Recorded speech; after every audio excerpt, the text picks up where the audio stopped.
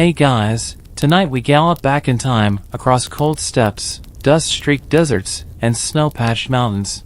You're bundled in furs, gripping the reins of a wiry Mongol horse, the air sharp with frost and the distant howl of wind-torn silence. You're not a warrior. You're not a diplomat. You're something more terrifying. Tonight, you're the messenger. The one carrying the Khan's words through a continent, one hoofbeat at a time. No pressure. It's not glamorous. The saddle's too stiff. Your left boot is half frozen. But you've got a job to do, and if you mess it up, well, the Mongols weren't known for their patience. You've joined the fastest, most organized ancient delivery service the world had ever seen, and spoiler alert, you probably won't survive this without a few emotional scars and chafed thighs. So, before you get comfortable, take a moment to like the video and subscribe, but only if you genuinely enjoy what I do here. Drop your location and what time it is where you are. I love seeing how far these stories travel. Now, dim the lights, maybe turn on a fan for that soft background hum, and let's ease into tonight's journey together. The wind lashes your face as you lean forward on the saddle. You squint toward the horizon, nothing but endless plains. The Mongol Empire is at its height, and you, a lowly courier, are part of the invisible machinery holding it together. No one paints murals of guys like you. But without you, entire armies stall. Governors panic. Tribute goes missing. And someone important probably loses their temper. The Mongol postal system wasn't just some dusty chain of huts, it was a sleek logistical marvel centuries ahead of its time. Known as the AM system, it spanned over 100,000 miles. At its core were horse relay stations spaced roughly 25 to 30 miles apart, where messengers like you could swap mounts, grab food, and, if you were lucky, catch a few hours of sleep inside a smoky yurt that smelled like old goat and tea. Genghis Khan, the big guy himself, set this whole thing up. And no, he didn't build it because he liked mail. He built it because he wanted absolute control. You can't rule the largest land empire in history by just shouting really loud across a valley. You need a way to get news, orders, taxes, and threats delivered across 10 time zones with terrifying efficiency. Each rider carried a leather pouch of documents, often sealed with the Khan's emblem. And here's where it gets weird. Sometimes, instead of paper, the message was memorized. Word for word. A trained memory was considered more secure than ink. Sure, you might forget your cousin's birthday, but if you were a Mongol courier, you'd better not forget that message from Genghis Khan. And the horses, oh, the poor horses. Mongol ponies weren't tall or fancy, but they were sturdy, low maintenance, and built for stamina. They could gallop for hours and survive on nothing but dry grass and sheer spite. As a courier, you might go through 10 or more horses a day. One would think this would slow things down, but no, the system was so efficient that some messages could travel up to 200 miles in a single day. That's faster than some modern mail gets delivered. You reach your first post station just as the sun dips behind the hills. It's a squat cluster of yurts, smoke puffing out from chimney holes. 2 stable boys run out as they see your peza, the official messenger pass, glinting from your neck. You dismount, legs wobbling, and exchange your exhausted horse for a fresh one that's still chewing hay. No small talk. No hugs. Just grunt, mount, and ride. You're always riding. Always moving. One relay station after another. Sometimes you crash into a storm. Sometimes you dodge wolves. One time, a bandit tried to rob you, but when he saw your peza, he backed off like you were cursed. Smart man. Speaking of the peza, that thing isn't just jewelry. It's a metal tablet inscribed with the authority of the great Khan. It says, "This person rides for the Empire. Help them, feed them, fear them. If you don't, you're not just being rude, you're committing treason." Mongol messengers weren't just mailmen. They were like walking VIPs who could commandeer homes, horses, and food as needed. Fringe fact for the night? Some records claim that post station managers were so afraid of failing that they kept extra horses, and even wives, on hand to offer to imperial messengers. Yeah, that's a level of dedication most modern post offices might not replicate. Historians still argue whether the yam's origin was entirely Mongol or whether it borrowed heavily from earlier steppe communication systems like those of the Khitans or the Tang dynasty. Either way, Genghis made it massive. As you leave the station under a blanket of stars, you feel like a speck on the map. And yet you carry the pulse of an empire. You're the bloodstream in its vast body. A ghost on a horse, racing ahead of history. Tomorrow, You'll cross a frozen river. Maybe avoid a bear. Maybe not. But tonight, you ride on hooves crunching frost, breath-forming clouds, and the Khan's words safe in your saddlebag. The sun hasn't risen yet, but you're already on your third horse. Each one is smaller than you'd expect, no taller than your chest, but these Mongol ponies don't need fanfare. They've got lungs like bellows, hooves like iron, and the kind of grit that makes even camels look soft. You crouch low over your mount's neck, the wind stinging your eyes as the icy plains whip past beneath you. You're not galloping toward war, not this time. You're delivering orders from the Great Khan to a general camp somewhere near the Tian Shan Mountains. The message? Unknown. Your orders? Simple, get there fast. Don't stop unless your horse dies. And if it does, try not to follow it.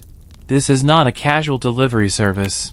This is the imperial bloodstream, and you are a red blood cell with a schedule. While European kings are still fumbling with wax seals and arguing over who invented the carrier pigeon, the Mongol Empire has a system so fast and terrifyingly efficient that entire cities tremble at the whisper of approaching hooves. Genghis Khan didn't just want messages delivered, he wanted them launched across his empire like arrows. In fact, many historians believe his inspiration for the system came from the way armies use archers: quick, targeted, deadly. When Genghis rode to war, his words traveled faster than his soldiers. By the time an army arrived, the warnings, threats, and promises had already softened, or terrified, the region into submission. The yam was his masterpiece. Not a single mile of it was left to chance. Genghis personally ordered the construction of thousands of relay stations spaced evenly across the empire, with more density near military routes and border zones. Some stations had nothing but a yurt and a hitching post. Others were full-blown compounds with blacksmiths, stables, guards, and panic-inducing stacks of horse fodder. And the speed? Staggering. Historical estimates suggest that messages could travel from Karakorum, the Mongol capital, to the Caspian Sea in about 10 days. That's roughly 2,500 miles. For comparison, it took over 3 months for a royal letter to get from Paris to Constantinople during this same century. You're living in the world's first express shipping system, and yes, it's powered by oats and terror. But don't get too cocky. You're still just a cog. And the cogs don't complain. At one station, you meet a veteran rider missing 3 fingers and half an ear. He squints at your frostbitten face and mutters something about wolves. You don't ask.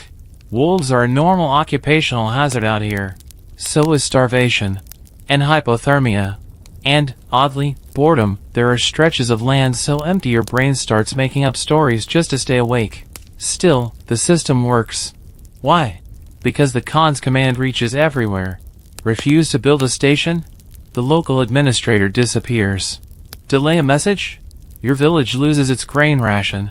Steal a courier horse? Well, let's just say the Mongols were not known for gentle reprimands.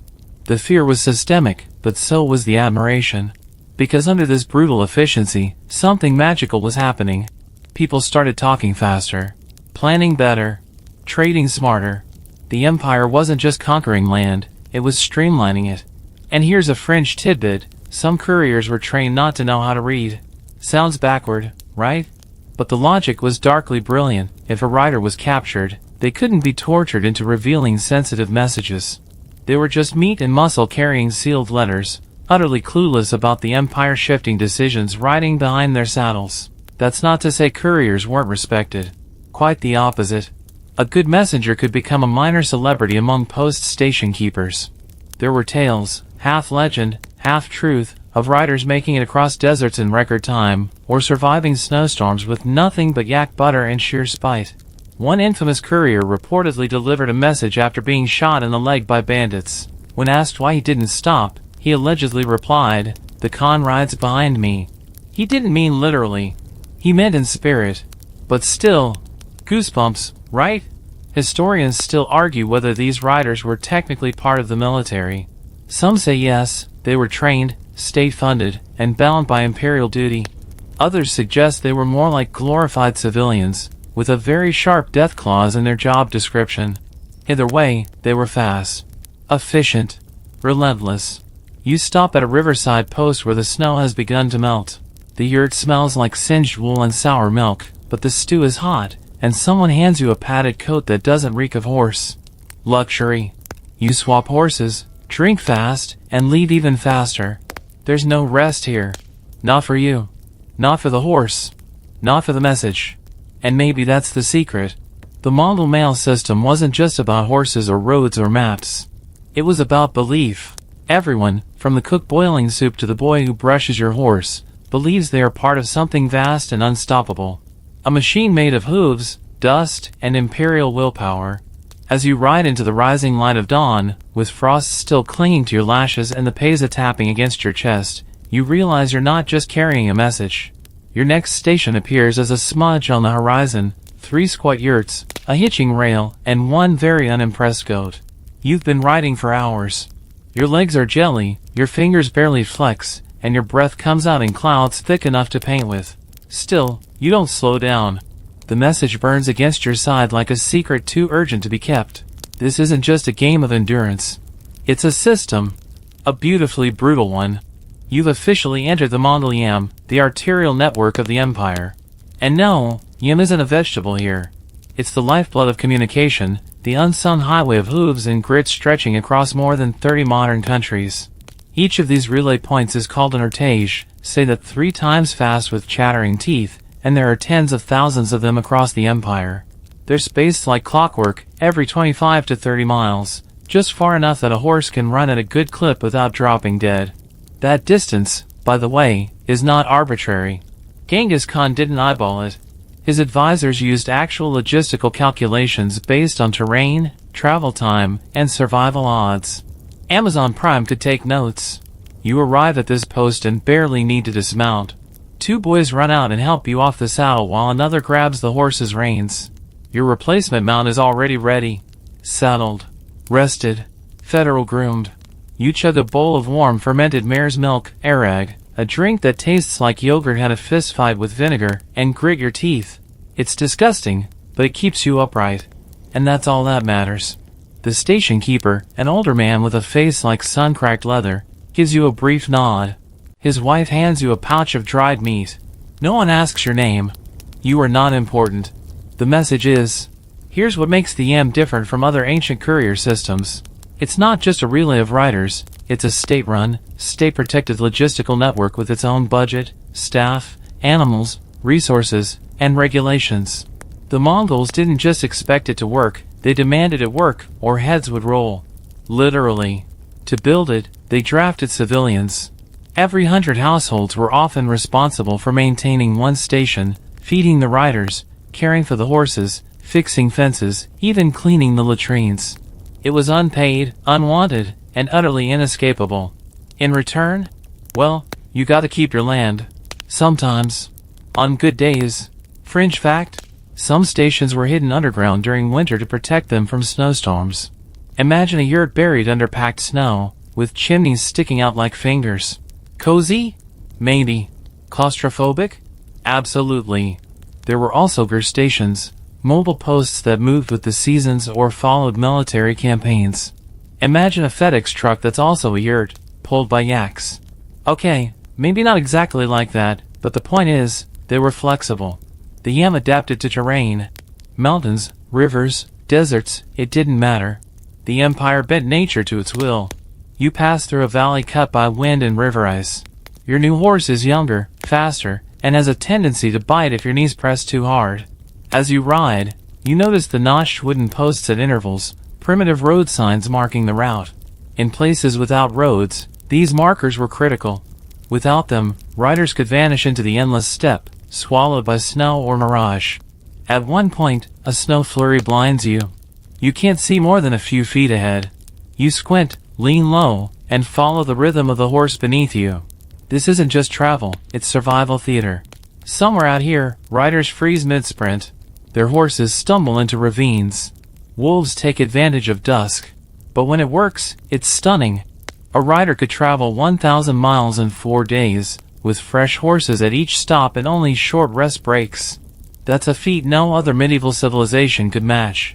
Even Persia's sophisticated courier system didn't have the same aggressive scale or military backing.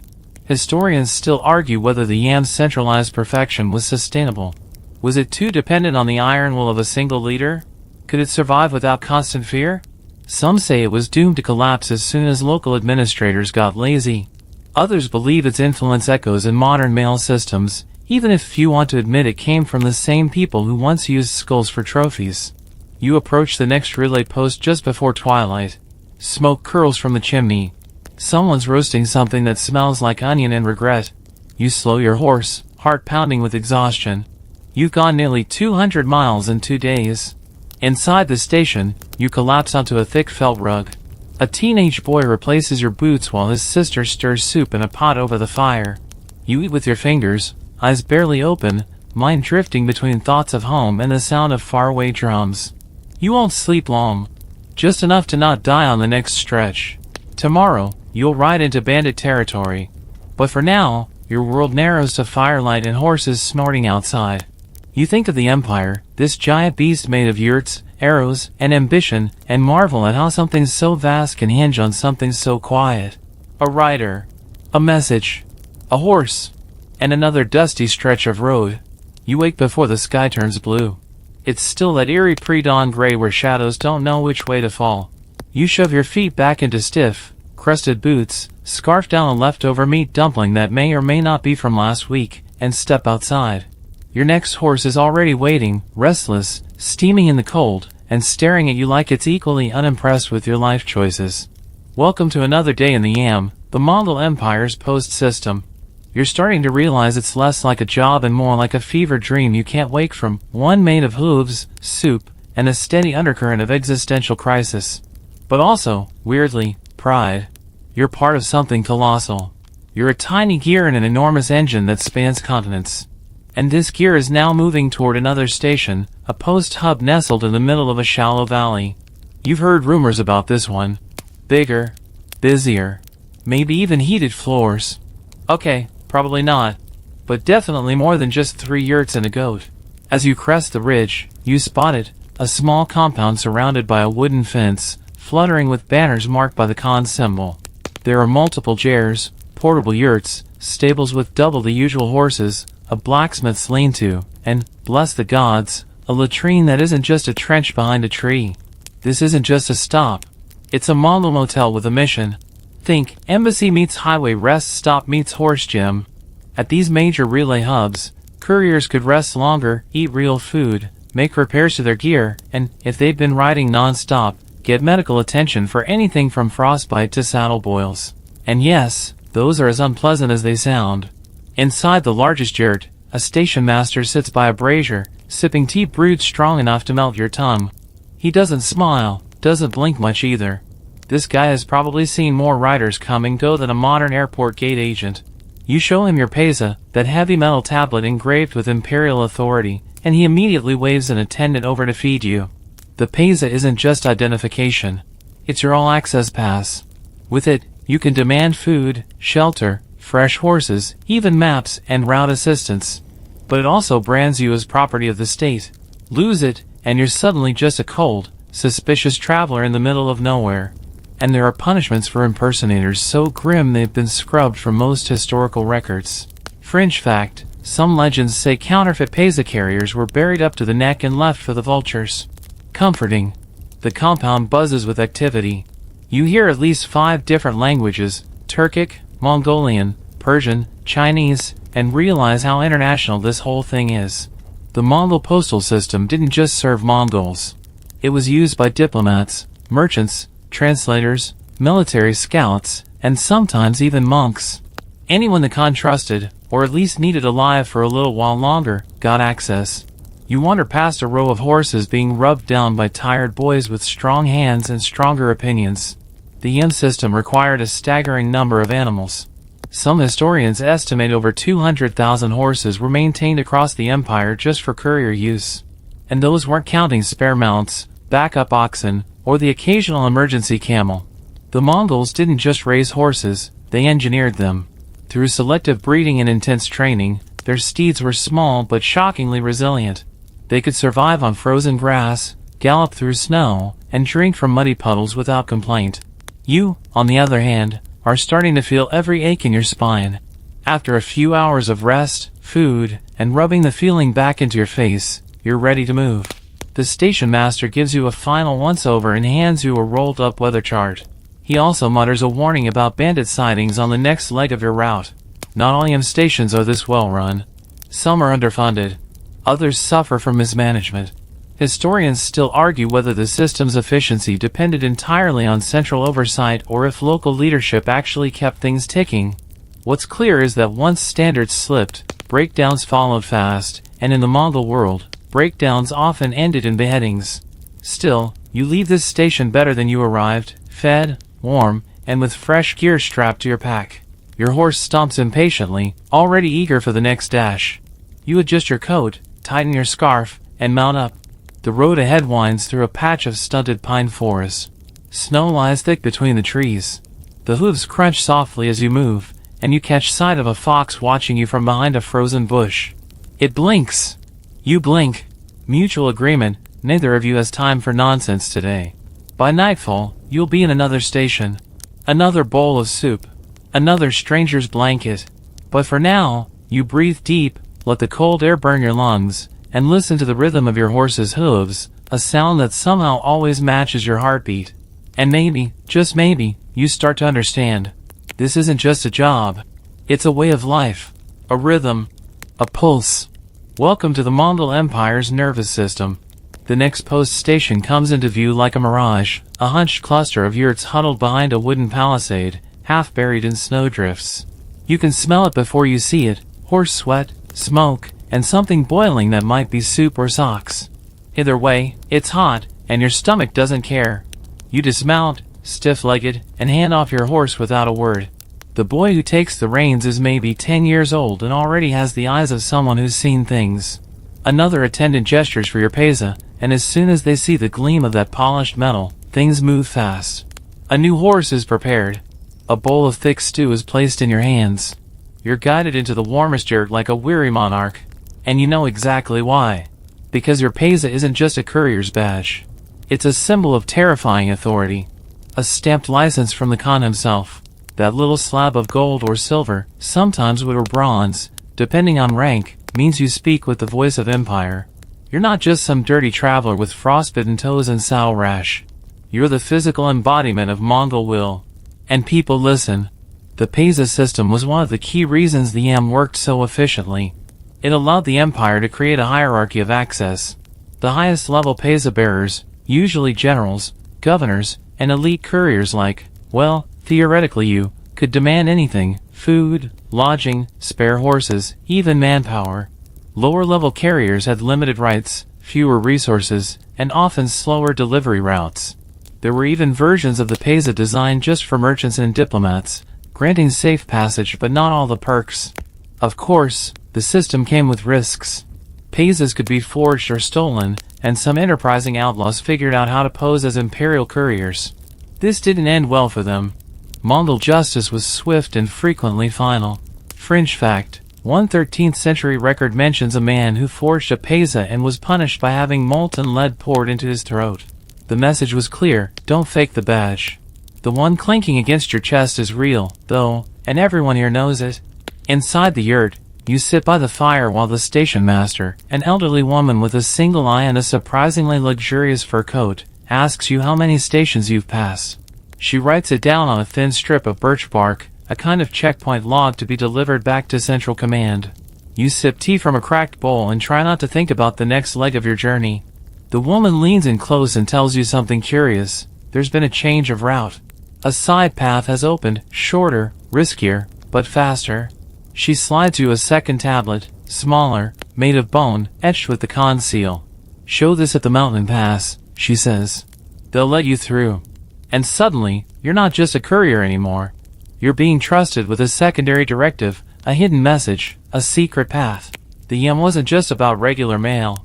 It was the Empire's intelligence backbone. Pesas were often used as keys to unlock confidential courier routes, and some riders were expected to carry multiple messages, some open, some encoded, some spoken only while alone. You leave the station an hour later, fed, warmed, and now burdened with a little extra weight in your saddlebag and your chest. Historians still argue about how centralized the pesa system was.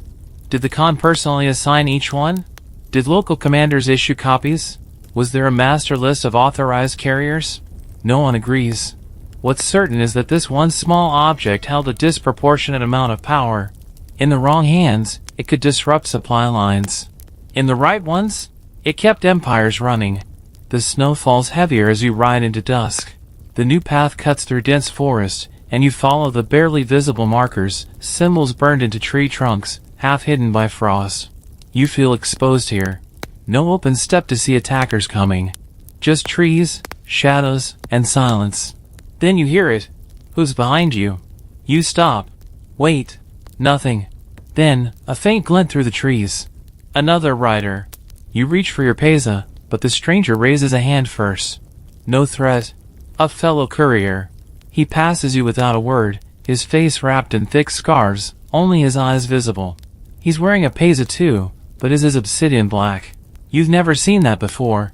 Just like that, he's gone. You ride on, shaken and curious. What message was he carrying? Whose voice whispered from his pouch?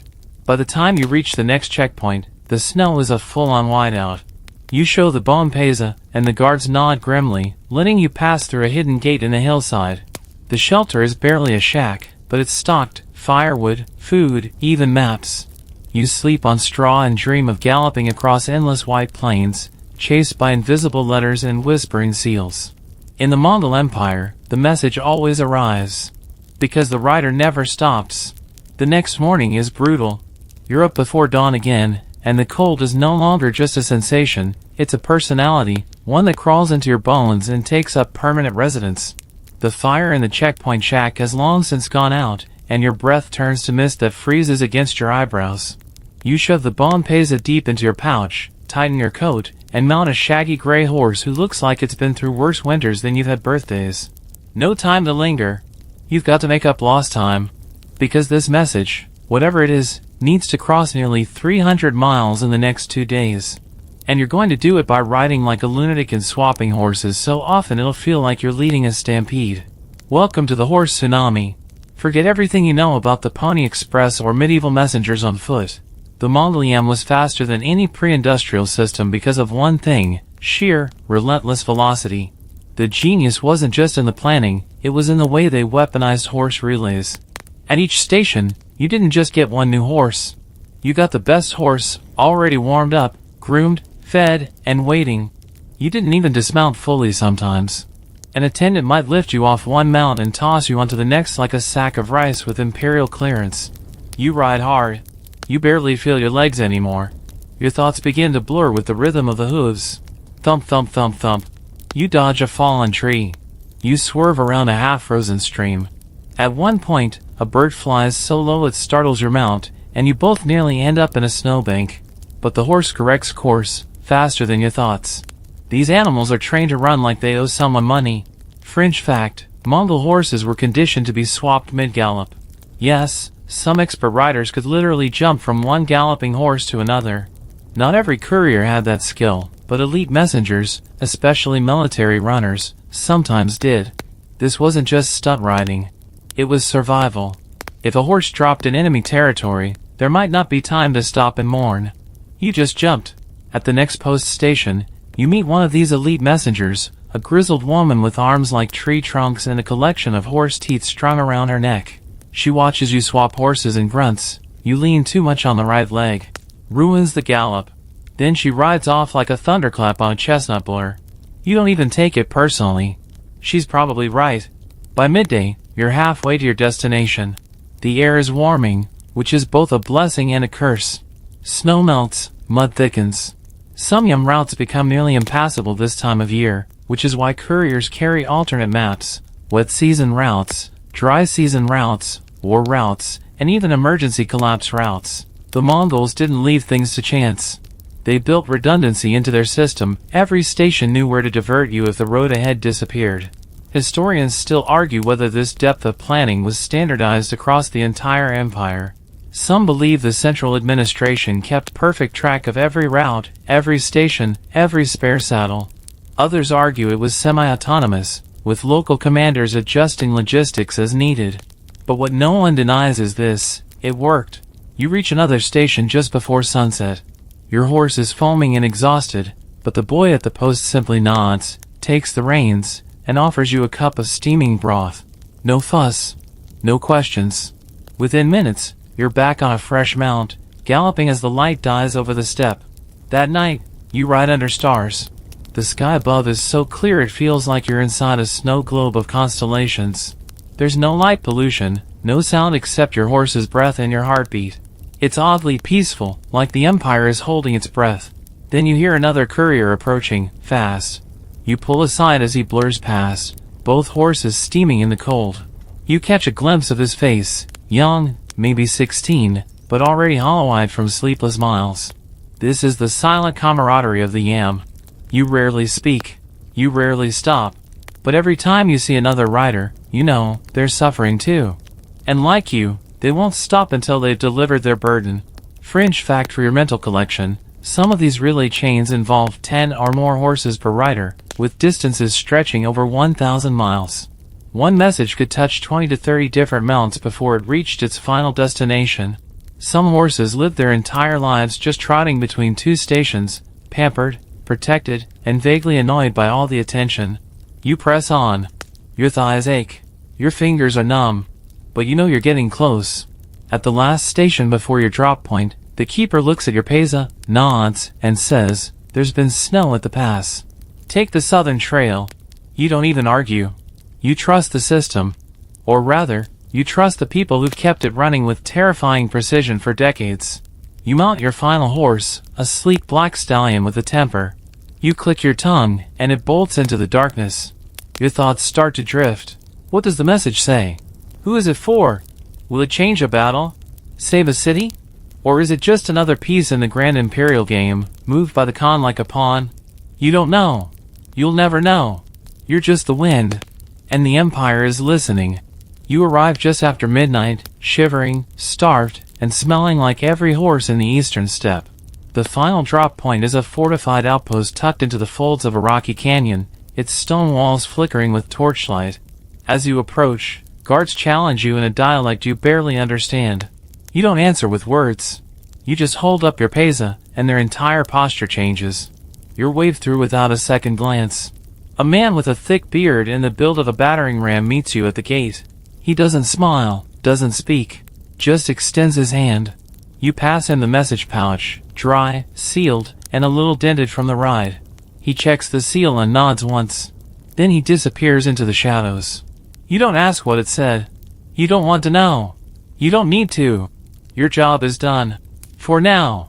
You stagger toward the barracks and collapse beside a small hearth. The warmth hits you like a memory, and you briefly forget your own name. But not for long.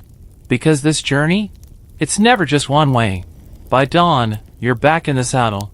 This time, you're headed east. Same roads. Same frostbitten fingers. But now, you carry something different, whispers. Because tonight, we explore one of the most underrated dimensions of the Mongol Yam, its role as a gossip highway. The Mongol postal system wasn't just a delivery machine. It was a living, breathing intelligence network.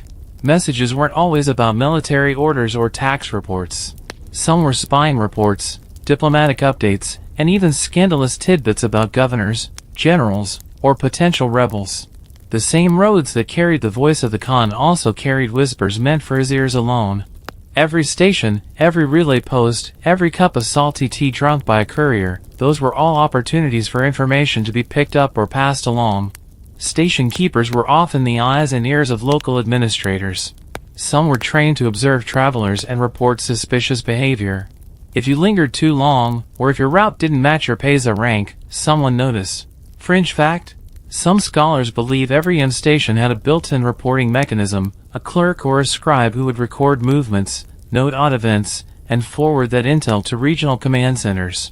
That might not sound like much, but multiply it by 100,000 miles, and you've got a web of surveillance that would make modern intelligence agencies blush. You ride past a merchant caravan headed west, dozens of camels, red lacquered crates of goods, and a few tired-looking monks catching a free ride. One of them nods to you. Another asks, in Chinese, "News from Samarkand?" You shake your head. But someone else answers for you, a courier riding behind, fresh from a different post. Turns out, word travels faster when it rides in multiple mouths. News on the M system was viral before the concept existed. Sure, the official message might be sealed and unreadable, but the courier knew the route. The station keeper knew the direction. The other riders knew who'd pass where. Multiply that a few hundred times a week, and suddenly a rebellion brewing in Persia could be common knowledge in Karakoram within days. Historians still argue how much of this was accidental. Was it just a byproduct of human nature? Or was it intentionally built into the system, a Mongol version of strategic leaks? After all, keeping your enemies guessing sometimes means letting them overhear just enough to make them nervous. You pass through a small station with a dozen riders drinking tea and playing a dice game by firelight. The conversation is in 5 different languages. You hear someone mention gold mines in the Altai. Someone else mutters about a general's son being sent to prison. A third rider sighs and says, Karakoram will fall to boredom before it falls to siege. You're not supposed to listen, but everyone listens. Even you. It's in moments like this, hunched beside a smoky-earth stove, listening to gossip flavored with yak fat and vinegar, you realize the yam wasn't just a road system. It was a living nervous system. A highway of facts, half-truths, lies, warnings, and dreams, all galloping beneath the radar of official proclamations. Fringe detail, some Mongol administrators even had message splicers, people who could take fragments of gossip and match them with actual reports to verify or debunk rumors. These were proto-intelligence officers, sorting chatter like a detective sorting clues. And they used it. Many military campaigns were adjusted based on yam-routed intel. Governors were investigated. Rebellions crushed. Alliances formed. All because a courier noticed something strange at a station 3 weeks ago, and someone else paid attention. You reach another station just before twilight, and a grizzled man nods at your peza, then says, "So, they've recalled the Western troops, huh?" You blink. That wasn't in your message. How does he know? He just chuckles, sips his tea, and says, "Don't worry. The horses talk. We just listen." You mount up again, heartbeat quickened not by speed, but by knowledge. The yam is fast, efficient, ruthless. But its true power? It listens. You've been riding for nearly a week now, and something's shifting, not just in the temperature or the aching in your shoulders, but in the people you meet along the road. There are fewer cloaked couriers and more men in embroidered robes, women leading caravans draped in silks, scribes carrying baskets of scrolls, monks hunched over sacred bundles wrapped in embroidered cloth. You've entered a different artery of the yam, the one not just reserved for war or whispers, but for commerce and culture. This is the beating heart of what made the Mongol Empire not only fast, but rich, connected, and surprisingly cosmopolitan. This section of your journey is where the yam system converges with the Silk Road. As you push east along a well-worn path through a sun-bleached valley, you realize you're now sharing your route with traders from Baghdad, scholars from Kashgar, jewelers from Delhi, and even a ragged group of Nestorian Christians walking barefoot across the desert like they're trying to find God, or at least a bathhouse. You stop at a large relay post nestled between sandstone cliffs. It's no backwater goat station. This one's practically a city. Dozens of yurts, permanent stone structures, stables that smell like money, and markets buzzing with goods, spices from India, glass from Syria, jade from China. All of it moving faster and safer because of the yam. The Mongols didn't just tolerate trade, they engineered it. Genghis Khan's successors understood that conquest could only take you so far. Sustaining an empire that stretched from Korea to Hungary meant moving ideas and incense just as efficiently as messages and swords. The yam provided the perfect infrastructure. Traders could apply for a limited pesa, which granted access to relay stations, protection on the roads, and occasionally even military escorts. This wasn't just convenient, it was revolutionary. For the first time in history, a silk merchant from Hangzhou could theoretically travel all the way to Damascus and sleep under the same empire's protection the entire way. Fringe fact, some of these traders were more like spies in disguise. The line between commerce and intelligence was paper-thin. A merchant carrying spices might also be quietly taking notes on grain shortages, troop movements, or local uprisings. In the Mongol world, everyone had layers. Including you. At the station, you sit beside a Buddhist monk who unwraps a scroll covered in gold leaf characters. He explains, without being asked, that he's headed for Samarkand, where a new temple library is being built. You ask why he doesn't travel with an escort. He just taps your pesa and says, This protects all of us. That's when it hits you. You're not just a rider anymore. You're a guardian of connection, of ideas. Historians still argue whether the Yam officially merged with the Silk Road or whether it merely ran parallel to it. Some say the Yam boosted the Silk Road's productivity tenfold. Others believe it simply offered a safer alternative. Either way, the symbiosis was undeniable. The roads you gallop down now aren't just dirt tracks for imperial orders. They're arteries of civilization, pumping language, religion, medicine, fashion, and philosophy between cities that had never even heard of each other a century before. You pass a caravan loaded with scrolls and books. Behind them, a scholar from Persia teaches a Mongol scribe the basics of algebra. You overhear a conversation in Turkish, being translated into Chinese, and then shouted back in Mongolian. Somehow, everyone understands each other, at least well enough to trade rice for pepper. At one point, you help a trader lift a fallen crate. Inside are hundreds of paper slips covered in strange markings. The trader explains it's paper currency, part of the Mongol monetary experiment. You raise your eyebrows. Money made of paper?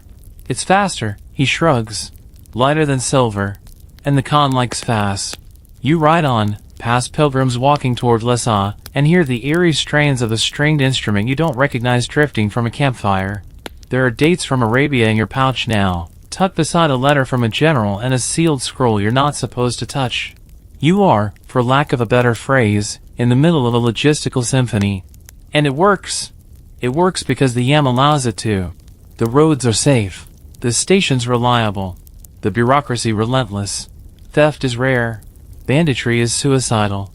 You can ride from the Yellow Sea to the Black Sea and be greeted, fed, and helped by strangers who don't share your language but do respect your badge. Fringe tidbit: Chinese monks credited the Mongol relay system with the survival of entire schools of Buddhist thought, whose texts traveled safer and faster than ever before. Meanwhile, Muslim astronomers spread charts and instruments across the empire. Even Italian artisans, like a young Marco Polo, hitched a ride on these networks and came back home with stories no one believed. You arrive at another station as the stars prick the darkening sky. A boy brings you stew. An older woman tunes a stringed instrument you've never seen. A tired-looking merchant reads by firelight, tracing every word with a finger. You sit among them, silent, warmed by the same flames. The Yam is more than a mail route. It's a highway of coexistence. Not always peaceful, not always equal, but undeniably alive. And as you drift to sleep, the wind outside carrying the scent of clothes and camel sweat, you realize something. In this empire, speed isn't just power, it's culture. The next morning, you're up with the sun. Not because anyone wakes you, but because the sheer logistics of the Mongol Yam don't allow for sleeping in. Messages wait for no one. Trade caravans already begin to stir. Someone is singing off-key. And in the air, mixed with breakfast smoke and mule sweat, is the undeniable thrum of organization. You ride out of the cultural melting pot and straight into a different kind of current, one where speed is still king, but now the roads hum with orders, enforcements, and spoils. You've entered the administrative belly of the beast. This leg of the Yam is where mail meets logistics. Where messages aren't just ink on parchment, they're commands that redirect armies, reroute tribute, adjust tax flows, and even, yes, request elephants. That's not a metaphor. You pass a convoy headed the opposite direction, low carts reinforced with iron bands, creaking under the weight of what appear to be enormous crates. A grumbling officer confirms, these are tribute animals. Indian elephants, specifically, with one looking particularly annoyed under its canvas canopy. The Khan, it turns out, had a taste for spectacle. And when he demanded something, the Yam delivered. You continue riding, and every station you pass now bristles with more guards, more scribes, more clerks bent over ledger scrolls. This is the bureaucratic heart of the Yam, where logistics move like blood through veins, rations, census data, grain shipments, draft orders, all flowing with eerie, unstoppable precision. You reach one particularly large hub near a river crossing, and for the first time, you see a weighing station. Not for people, for messages. A pile of letters is sorted by a stern man with ink-stained hands and a scale carved with Mongol runes.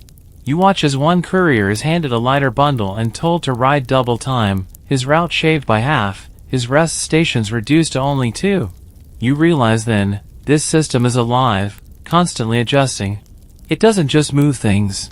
It thinks about how to move them better. The Mongols weren't just conquerors, they were planners. They categorized messages by urgency. A basic report could take weeks. A high-priority military update?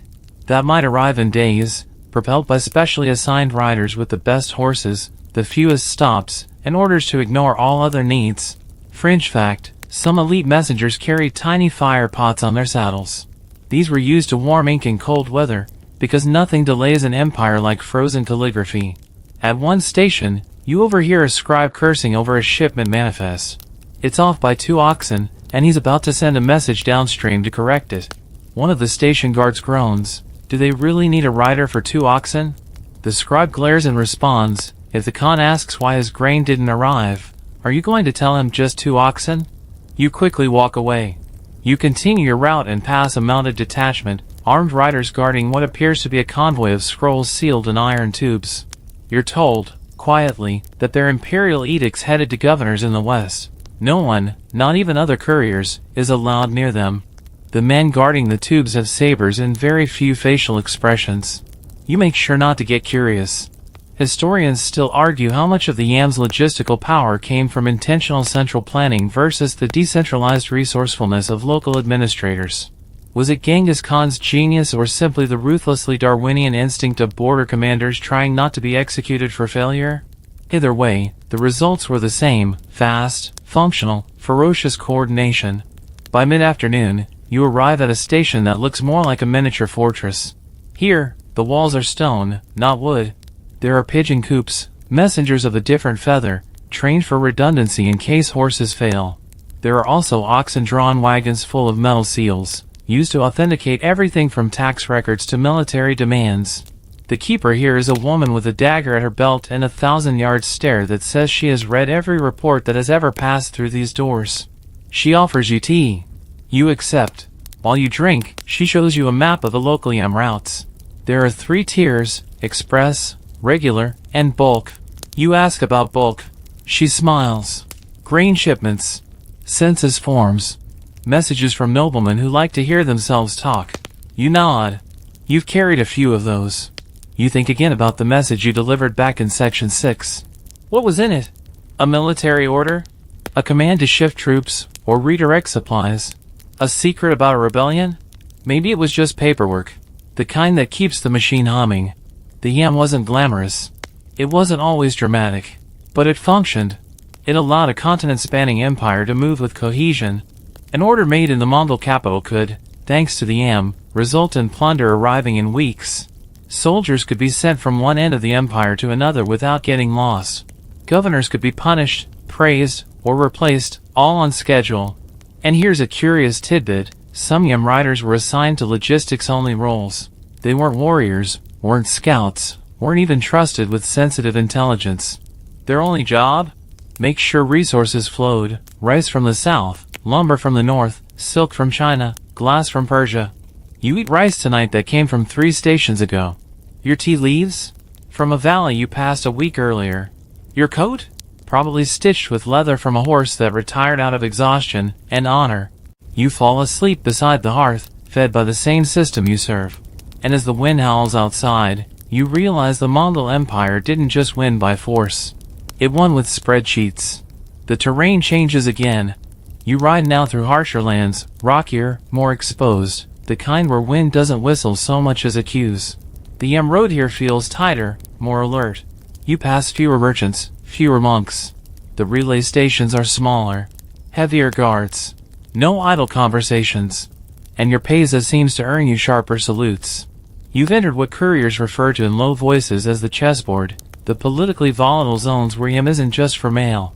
It's for maneuvering, for war preparations, and for sending very specific messages to very specific people, at speeds that make everything feel like it's already happening before anyone says so. And it's not paranoia. It's how empires stay alive. Because the Yam, here, isn't just a communication system, it's an early Cold War weapon. From the Black Sea to the Taklamakan Desert, the Mongol Empire's borders were constantly flexing, reshaping. Allies became enemies overnight. Rebellions sparked and vanished before court scribes had even sharpened a quill. So how did the Khans keep up? With horses. With riders like you. with information velocity as a tool of power, and sometimes as a weapon of fear. You pass a station where a thick-bearded officer eyes your pesa and asks where you're headed. He's not being friendly. You give the exact phrasing written on your sealed scroll. He nods, steps aside. You can tell he was told someone would be coming. Not what? Just someone. That's how the yam worked when things got tense. Need to investigate a suspicious governor? A courier arrives unannounced, scroll in hand, horse still steaming. You're summoned, it says. Or worse, you're relieved. The message itself is the blade. The writer? Just the hilt. Fringe fact, some messages weren't written. They were spoken only once, with the courier trained to memorize and recite every syllable, because committing words to paper could get you killed if intercepted. These were often used in military spy missions or when turning a high-value ally into a high-value target. You spend the night at a militarized station, where couriers sleep beside captains, scouts, and quartermasters. You share soup with a man who hasn't seen home in 3 years. He asks no questions about your route. You both know better. The Yim made preemptive moves possible. While other empires waited weeks or months for news, the Mongols had a system that could reposition entire divisions in days. A rebellion in the Caucasus? Reinforcements could be sent from Samarkand before the first real skirmish even started. That kind of reach breeds not just control, but omnipresence. Historians still argue whether this level of strategic integration was intentionally planned or a chaotic miracle of parallel ambition. Did Genghis Khan foresee a day when his mail routes would double as military veins? Or did the commanders, seeing the roads already built, simply exploit them out of grim necessity? Either way, the system became a mirror of the empire's mood. In times of peace, it carried silken scriptures.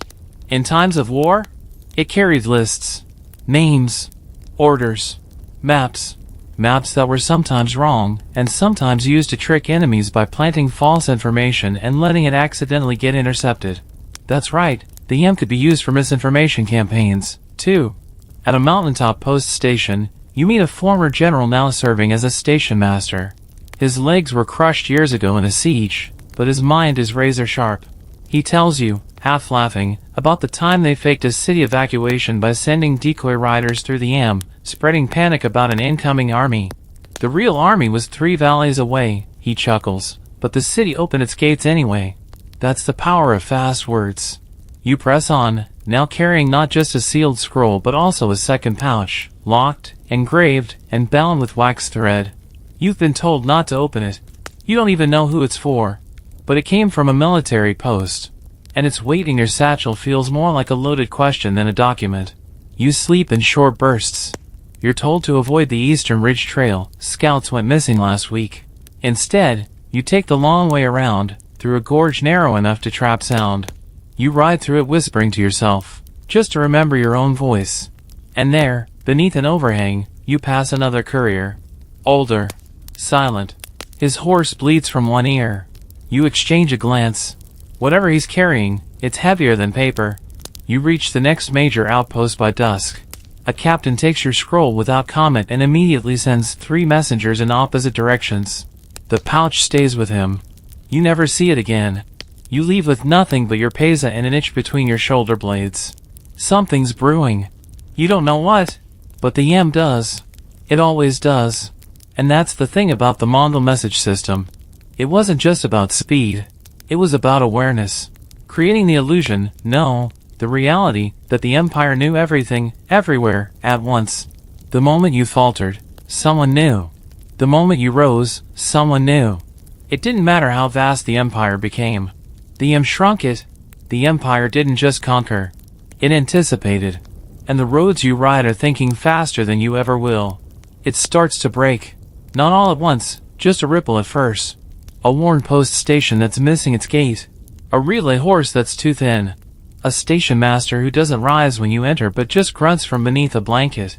It's subtle, but unmistakable. The Yam is fraying.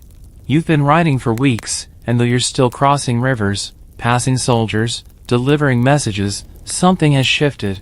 And you feel it before you can explain it. The Empire's whisper is starting to stutter. This section of the road should be well maintained. You're near a key provincial capital. Normally, the station would be polished, the horses ready, the guards brisk and alert. Instead, You find a single yurt, 2 lame mounts, and a station master who can't meet your eyes. He tells you bandits hit the last 3 couriers. He offers you boiled millet, but no saddle oil. The firewood is green, and it smokes too much. You realize then, this isn't neglect. It's exhaustion. And it's everywhere. Because here's the truth about the Yam, it was glorious, but it was also fragile. The same network that stretched from the Yellow Sea to the Danube, the one that delivered elephants, edicts, and threats, depended entirely on thousands of moving parts, horses, huts, hands, hay. And when those parts failed, even slightly, the entire mechanism could start to wobble. Historians still argue which came first, decline of infrastructure or decline of authority. Some say local administrators simply stopped funding stations as central control weakened. Others say that as regional khans broke off into squabbling mini-empires, loyalty to the postal network faded with the empire's sense of unity. Either way, you feel the consequences in every aching hoofbeat. You reach a riverside station where half the garrison has fled. A burned fence. No replacement horse. A courier that tells you he's walking now, 3 days without a mount, and nobody's coming to help. He says bandits are taking over old Yam routes, turning them into extortion toll paths. If you don't pay, you don't pass. You press on, and the land grows wilder. At one post, you're told the station master was executed for embezzling fodder. Riders had started reporting sick horses. Investigators discovered someone was watering down the oats, selling the good grain in secret. He was caught, tied to a tree, and left for the wolves. So the system still reacts. Still punishes. But it does so slower now. Later than it used to. Fringe fact, in the last years of the unified empire, some Yam stations tried to fake activity, putting out fresh feed in a dressed-up host when they heard a courier was coming, only to slip back into disrepair once the rider passed. Surveillance diminished. Accountability died quietly, yurt by yurt. The pesa you wear still holds power. But it's not absolute anymore. At a desert edge station, a merchant refuses to move his camel so you can pass. The station master hesitates before helping you. You flash your pesa, louder than your voice. But the man shrugs and says, "You're not the Khan." He spits into the sand and walks away. That wouldn't have happened 10 years ago. You spend the night in a station that used to house 20 riders. Now there are 2. The fire burns low. The walls are patched with stolen silk banners. The stew tastes like salt and resentment. You listen to the others talk in quiet voices. They speak of broken chains, of messages that arrive weeks late, or not at all. One man whispers that a governor was overthrown before the Khan's summons even reached him. The Yam failed him. And others are noticing. Smaller kingdoms on the fringes of the empire begin building their own courier systems. Not as fast, not as elegant, but local, loyal. Less impressive, but more predictable. That, it turns out, is enough to win favor. Because when a system fails, even slightly, people stop trusting it. And trust was what made the Yam invincible. You leave the station before dawn, carrying a message marked urgent, even though your next station is rumored to be under siege. You ride faster than usual, hooves slipping on frozen mud, knowing no one will follow if you fall. You pass an abandoned relay post, nothing left but a charred pole where the pesa crest used to hang. The wind howls through it, and you imagine it once bore your name. Now it bears only silence. And yet, you still ride. Because the message matters. Because something in you believes that if you can just reach the next station, things might still work. That the system might wake up. That someone, somewhere, is still listening. Fringe tidbit, even as the Yam crumbled, some riders refused to stop. They kept logs. Maintained routes. Memorized paths by moonlight. Not because they were paid, but because they believed in the road. You arrive at the next post near midnight. One old man. One horse. One lamp. He says nothing. Just takes the scroll. Bows once. Then disappears into the dark. You sit by the embers and feel something between pride and grief. Because the Mongol Empire isn't gone yet. But the hooves are slowing. You wake to silence. Not the kind of silence that comes with dawn or snow, but the emptier kind. The kind that follows absence. The post station you slept at is already behind you, a memory dissolving into frost. The old man who took your scroll is gone. The fire's ashes are cold. You're riding again, but the path is slower now. Not because your horse is tired, though it is, or because the road is bad, though it is, but because something in you hesitates. Something wonders, for the first time, who else is left riding. Today's route cuts through farmland, open fields, creaky wind-blown fences, villages that don't look at you when you pass.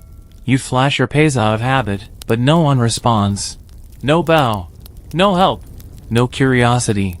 You stop at a well to water your horse. A farmer glares at you from across the field. You nod. He doesn't. He goes back to chopping firewood, deliberately turning his back. The horse drinks.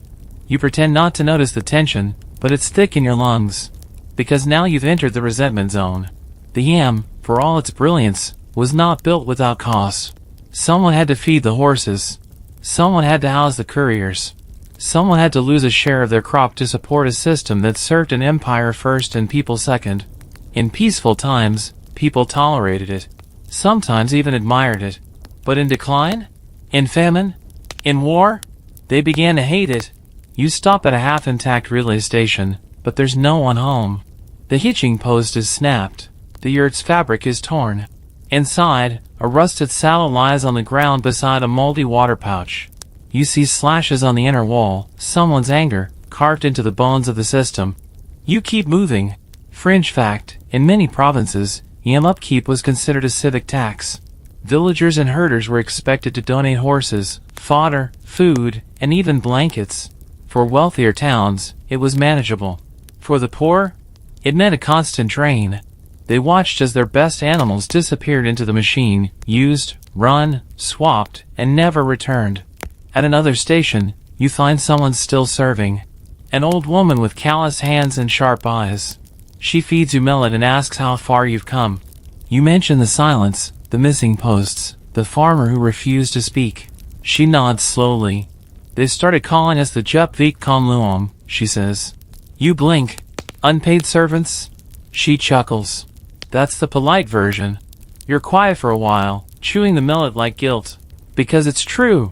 Every fast message, every galloping horse, every command that arrived just in time, it all ran on other people's sacrifice. And in its heyday, the yam was seen as a symbol of order, speed, might. Now it's a burden. You hear stories from other couriers, told in mutters, over weak fires and shared bread. One post station was burned by villagers. Another was refused supplies. One courier was beaten and left by the road because the town believed his message summoned a tax increase. Even station masters began to quit. They'd vanish into the countryside. Or worse, sell their horses and convert the posts into inns, charging traders for services once offered freely to riders like you. Historians still debate whether this breakdown was inevitable or merely avoidable collapse. Was the yam stretched too far? Or could it have been saved with reforms? More funding? Better treatment of the supporting population? No one agrees. But everyone agrees that by the time most people noticed, it was already breaking. You reach a station that's still functional, just barely. The keeper says he's running it alone. His sons fled. His daughters married traders. Too many mouths to feed, he says. And the empire doesn't feed us back. He still gives you tea, though. Still helps rub down your horse. Because old habits die hard. Or maybe because he remembers a time when this system meant something. You leave with a new horse, thin, unevenly shod, but better than walking. You ride past a village market where someone spits as you pass. Someone else mutters, "Must be nice," galloping through while we freeze. You don't stop to explain. How could you? They see your pesa. But they don't see your cracked hands, your sleepless nights, your frostbitten lips. They don't see you riding past bandits, risking wolves, waking in strange huts with no food.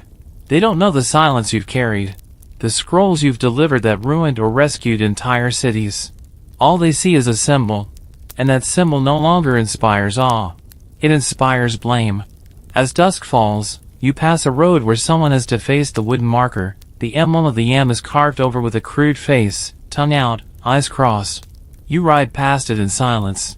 And for the first time, you feel like you're not just a courier. You're a ghost, galloping through a network that's outlived its welcome.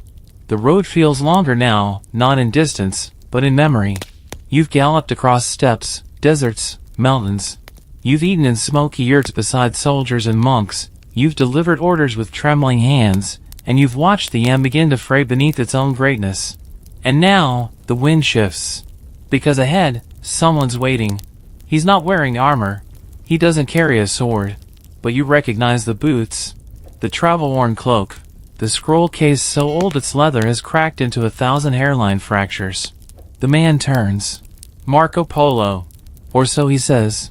He speaks in a muddle of Italian, Persian, and Mongolian that somehow works. He's younger than you expected. Or older. Or just weathered in a way only yam riders and long-haul merchants ever are.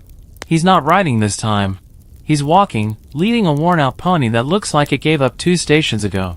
Still, his eyes gleam, and the moment he sees your pesa, he laughs and gestures for you to sit. You do. Of course you do. Because everyone listens to Marco Polo. He pulls out a scrap of parchment and starts talking about the wonders of the East, about Kublai Khan's vast palace, about paper money and spices in cities you can't pronounce. And then, inevitably, he starts raving about the yam. You wouldn't believe it back home, he says, mouthful of borrowed stew. They think we still use smoke signals. I tell them, no, the Mongols, they built highways in the dirt. Rivers of horses. Fire carried in saddlebags. You nod. Because you know. He keeps going. How he counted the relay stations. How the couriers moved like ghosts. How he wrote it all down in his journal, Il Million, he plans to call it. He says it'll shock the West. They won't believe it. Not the speed. Not the scope. Not the discipline. You don't have the heart to tell him that by the time they read it, most of it will be gone. Fringe fact. Many European readers of Polo's account assumed he was exaggerating or lying. A mail system that could move messages over 1,000 miles in a week? Impossible. Yet you know the hooves that did it. You felt the dust in your teeth. You've seen the tired eyes of station masters watching their world crumble. Historians still argue whether Marco Polo ever fully understood the system he described. Was he given access because of his favor with Kublai Khan? Did he embellish the distances? Did he witness the yam at its peak, or already in decline? You wonder, silently, whether he noticed the silences. The broken posts. The farmers who stopped smiling. Or was his vision so filled with marvels, he missed the splinters? As the fire crackles low, he turns to you and says, it's the greatest system ever made. Faster than any king's courier. More trusted than any priest. It holds the empire together. You nod again. But now you're not so sure. Because you've seen what it costs. The tired horses. The bitter villagers. The fading loyalty in the eyes of those who once saluted you without hesitation. Still, there's truth in Marco's awe. Despite the pain, the yam was something extraordinary. A feat of coordination and planning that stitched together half the known world with nothing more than hooves, willpower, and barley rations. You remember one night, years ago, when your horse collapsed at the edge of a cliff. You had 3 scrolls to deliver. No spare mount. You walked. For 2 days. You arrived barefoot, bleeding, hallucinating. But you arrived. And the scrolls? One was a marriage proposal between noble houses. One was a food requisition. The third? A general's resignation. You delivered all 3.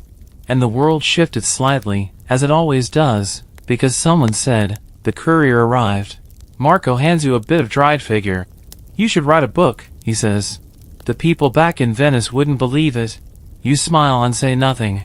Because they probably wouldn't. You leave the next morning before him, riding west again. He calls something after you in Italian you don't understand. But you catch the tone, gratitude. Even he knows, without the yam, there would be no Marco Polo. No stories. No Silk Road wonders.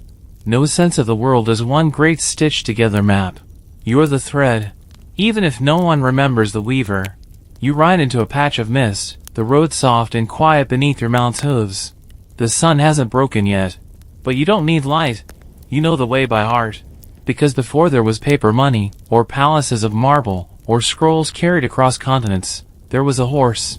And a rider. And a message. And the empire moved. The sun rises slow now, dragging its light over empty trails and the hollow remnants of greatness. You're heading into old territory, places where the yam once thrived, where stations bustled and riders crisscrossed the land in waves of urgency and dust. But now the roads are quieter. Not empty. Just hollowed. You pass what used to be a command hub, a major artery junction on the eastern branch of the network.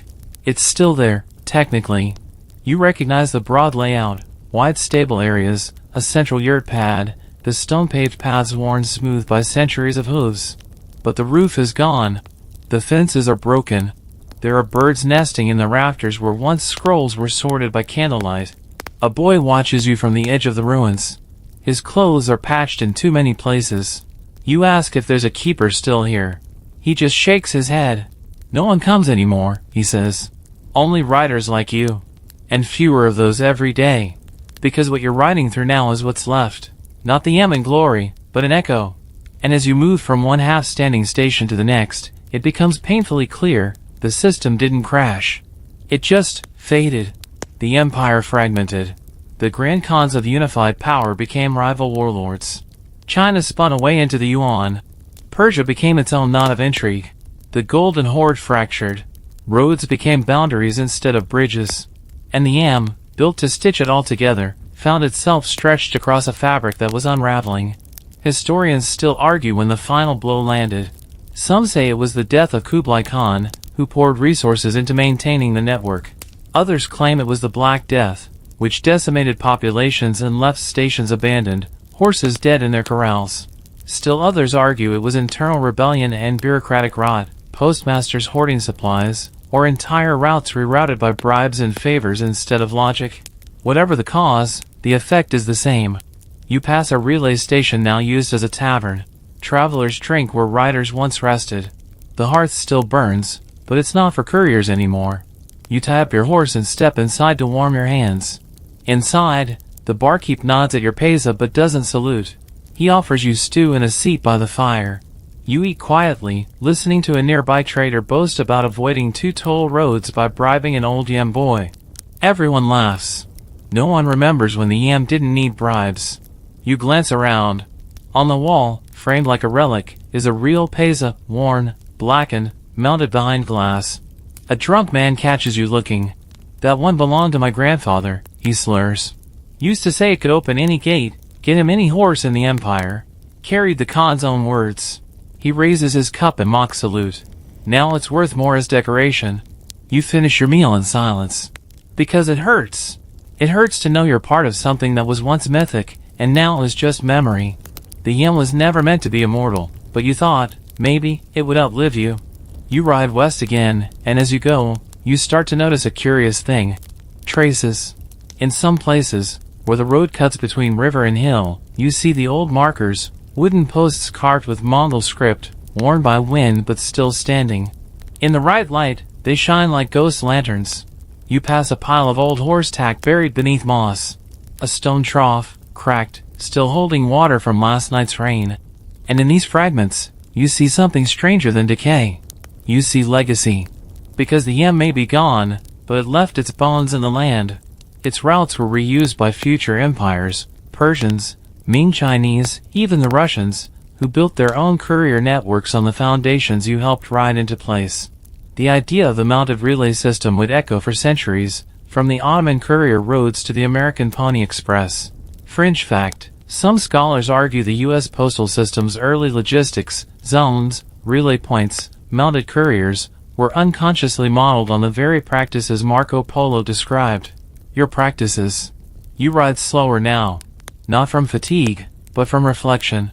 Because this road, which once sang with hoofbeats and scrolls and orders that moved armies, is now quiet, but it's remembered. And maybe that's enough. You reach a crossroads near sunset. There's no station. No rider waiting. Just a tall post with 4 notched arms, each pointing to a city you've either passed through or dreamed about. Beneath it, someone has carved into the wood, "Still we ride." You don't know who wrote it. Maybe it was someone like you. Maybe it was the last station master before the road went silent. Maybe it was a poet on horseback, passing through a world that had already changed. But it stays with you. Still we ride. Even when the M falls, the idea doesn't. Because somewhere, someone is still sending a message. Still swapping horses. Still risking their life to get a word across a wild place. Still believing in the thread that connects us, despite the wind and time and forgetting. You look west, toward the horizon that once hummed with imperial ambition, and you ride on. Not fast, but forward. It rains softly on your final ride, not a storm, Just a whisper of water across your coat and hands, soaking slowly into the leather and felt. The road is half mud, half memory, and you don't push the horse. There's no urgency now. No scroll tucked in your bag. No officers waiting with drawn breath. This is the last stretch. And you feel it in your chest, the ache of something ending. You pass a crumbling milestone marker, etched with script that's mostly faded. A decade ago, this road would have seen 10 couriers a day. Now, it's just you. You and the drizzle and the silence. You glance down at your pesa, dulled with time. Still heavy. Still real. But less an emblem of power, more a keepsake. You cross a wide plain. No posts in sight. Just wind-flattened grass and the bones of what used to be fences. Once, these lands buzzed with the business of empire, grain deliveries, scrolls of law, tax caravans, war horses changing direction with a whispered command. Now, nothing moves but clouds. But then, just as the light begins to slip, you see something. A figure on horseback. Not armed. Not fast. But moving steadily toward you. The two of you meet in the center of the plain, hooves sinking slightly in the wet soil. The rider is older, dressed like you, pays on display. He nods. You don't speak. You don't have to. You're both the last of something. He holds out a leather pouch, not official, not sealed. Just a bundle of paper and bark, tied with a red thread. To Karakoram, he says simply. You blink. Still open? He shrugs. Some things never close. They just get quieter. You take the bundle. It's light. Not a royal decree. Maybe a poem. Maybe a goodbye. You ride off in opposite directions, just two remnants of an old world fading into dusk. And then, you stop. You find shelter that night under a leaning outcrop, your horse hobbled nearby. The fire you build is weak, but warm enough. You unwrap the bundle. Inside, a copy of the first Jam decree, written long ago by Genghis Khan's own hand. A reproduction, maybe. But reverent. Alongside it is a hand-drawn map of the old routes. Dotted lines. Relay stations. Notes in the margins. At the bottom, a message. If you're reading this, you still believe in roads. You sit there, staring at the ink, the firelight dancing across the words. And maybe you do. Because even if the M no longer runs like it used to, even if its posts are silent and its riders gone, the idea never died. That speed can unite. That messages matter. That a horse, a will, and a road can shape the world. You fall asleep to the sound of rain, breathing slow and deep, the scroll beside you like a lullaby for empires. And as your eyes close, you dream, not of battles or commands, but of riders moving like wind across the land. Silent. Relentless. Devoted. Still we ride. Always.